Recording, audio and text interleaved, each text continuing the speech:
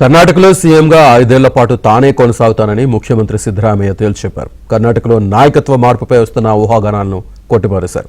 ప్రస్తుతానికి కర్ణాటక సీఎం కుర్చీ ప్రస్తుతానికి ఖాళీ లేదన్నారు. డీకే శివకుమార్ను ముఖ్యమంత్రిగా చేయడం కోసం తనను కాంగ్రెస్ హైకమాండ్ రాజీనామా చేయమని కోరినట్లు జరుగుతున్న ప్రచారం పూర్తిగా అవాస్తవమన్నారు. నాయకత్వం రొటేషన్పై పార్టీ హైకమాండ్ టైం లైన్ లేదా సూచనలు ఏమీ చేయలేదని సిద్ధరామయ్య వెల్లడించారు. తాను రాహుల్ గాంధీ అపాయింట్మెంట్ కోరానని, అయితే ఇప్పటివరకు దానిపై ఎలాంటి కన్ఫర్మేషన్ లేదని చెప్పారు. No vacancy. Is there any vacancy of chief ministership?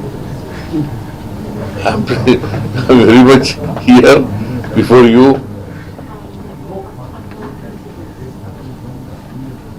I am the chief minister of Karnataka.